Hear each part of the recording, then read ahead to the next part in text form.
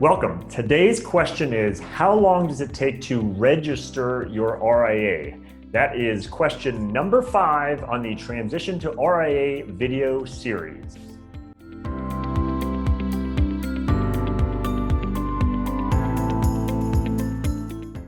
Hi, I'm Brad Wales with Transition to RIA, where I help advisors just like you learn the RIA model and discover why and how you might want to transition to the RIA model. Today's question is going to go over how long does it actually take to register an RIA. Now, in a previous video, I went over the logistics of how to technically set up the RIA, and I encourage you to take a look at that video as well. A short answer on that is you work with what commonly referred to as compliance consultant firms. These are firms that this is their specialty. This is what they do, is help you with, among other things, set up the RIA on the front end.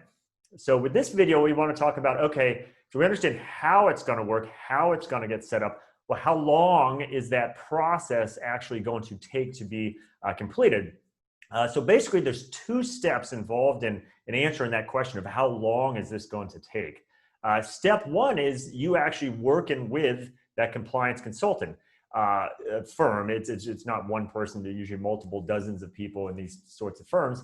And the idea is they don't just pull an ADV file in off the shelf and submit that to the regulators. Every ADV, and I'll do a whole separate video on the ADV process, but every ADV has multiple parts to it and is customized specifically to your firm. So yes, there is some boilerplate language in there, but otherwise it's very customized to your practice, the size of your practice, the kind of clients you work with, the services you offer. All sorts of things have to be customized for your specific ADV. Again, they will help you with that. That process, though, does take a little time because there is a lot of back and forth. The compliance consultant firm needs to fully understand your practice and then go back, work through the draft, the documentation, and then there's some collaboration kind of back and forth to get it finalized. So that process, you can kind of factor 15 to 45 days for that process. So from the first time you reach out to a compliance consultant, and you usually, and this is something I help advisors with, is understand who are these consultants, why you might want to work with one versus another. And usually your first reach out to them is more exploratory. You're understanding their model, their offering, those sorts of things. But when you actually say, okay, let's go ahead and begin the process, at that point, it's usually 15 to 45 days for completion. And I'll give you in a moment some of the things that kind of might slow things down and cause it to be more towards the 45 days versus the 15 days. And surely the complexity of the situation will add to time as well. If you're a $50 million state registered RIA that is very plain vanilla service offering, that is quite a bit different than a $1 billion RIA that has a whole depth of services that they offer to high net worth clients, as an example. So step 1 in the process is working with a compliance consultant to get the actual ADV drafted, prepared, and ready to go. Step 2 is actually the regulator approval. So working with your compliance consultant, all on a choreographed timeline for your whole transition process. Again, something I help advisors with. If you're moving from your current situation to wanting to move into the RIA model, you map all this out. It's a choreographed process. So and that next step in the creation of the RIA process is the compliance consultant submitting it to the regulators for their approval. So whether it depends on your size, again, I did a video on this. You can look into that, whether you are SEC or state, is who that will be submitted for review. And technically, they don't approve of it as in endorsing you as an RIA or anything like those. They approve in sense you've met the criteria and our comfort level that we can proceed here. So that process typically by itself takes 30 to 45 days. Again, some states are quicker than others. If you're state level, SEC is obviously kind of one and the same, but there could be a whole kind of host of variables of why even the SEC might take a little longer on that scale than normal. But again, typically expect from the time you get it filed, it could be another 30 to 45 days before you actually hear back from the regulators, of course, hopefully with an approval on that. So I did want to give a couple of examples of what could slow that down. I've given you ranges on each of those. So I want to give you examples of why something might go quicker or longer, depends on what it is. So the first one is if you're not responsive with your compliance consultant. So when you engage that compliance consultant, again, they're going to have to do a lot of due diligence on you and your practice to understand the services you offer, the kind of clients you have, all kinds of things they need to understand, not because they're quizzing you on it, but because it needs to be documented appropriately in the ADV. So when they come to you and ask you for all this information, if you sit on it and wait a full week before you get back to them, and there could be a couple rounds here of back and forth, so not just one, obviously that's going to slow it down. So the more responsive you are when your compliance consultant comes to you with questions, that's going to speed the process up. Likewise, it will also slow it down if you're not responsive. Number two, if the ADV file in itself is incomplete or insufficient. And what I mean by that is when you send it to the regulators, you certainly don't want them rejecting it because a certain box wasn't checked that needed to be checked, or some kind of more mechanical or technical rejection. And that's another reason why you would by no means want to do your ADV filing by yourself. And I should have noted that technically you can do all of this yourself without a compliance consultant. There's no regulation that says you have to engage compliance consultants to help you with this. I've never heard though of an RA doing it themselves. Clearly you want to rely on the experts for that sort of thing.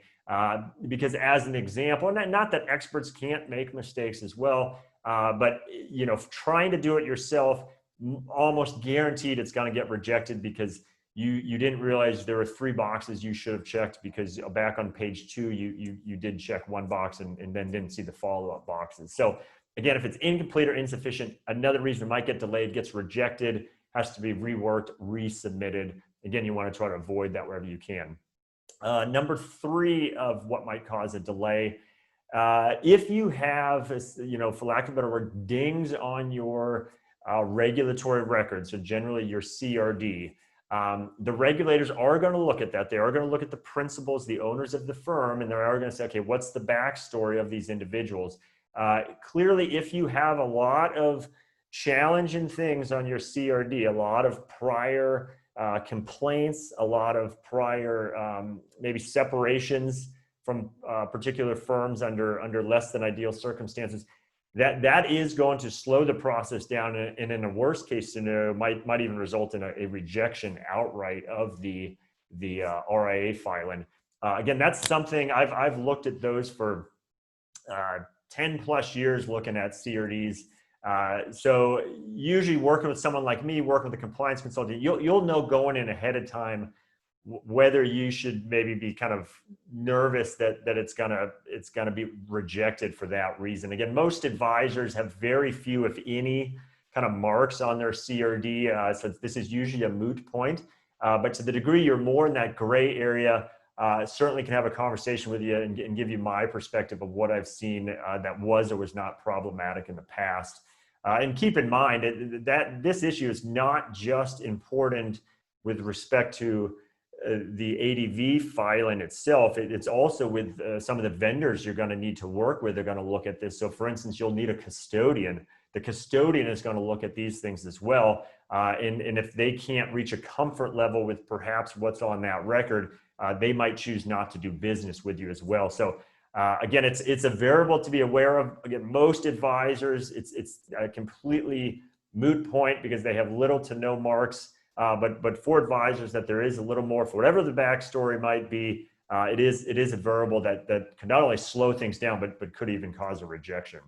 And then the final thing is things completely out of your control. Is a unexpected delay due to a government shutdown due to budgetary constraints or budget challenges in Congress, and that sort of thing has happened where Congress or the government was shut down, right? And there were a whole bunch of services out there that we were all impacted by. And in one of those, and when those scenarios have happened, is that actual review process of these filings. So thankfully that is few and far between, but technically there are some things that could throw a little wrench in there and add a delay. And unfortunately, there's absolutely nothing you can do about those things that are causing those delays. So all in, when you kind of do all this math from very start, when you say to the compliance consultant, okay, let's engage, let's start this process to approval, you're generally looking at 45 to 90 days.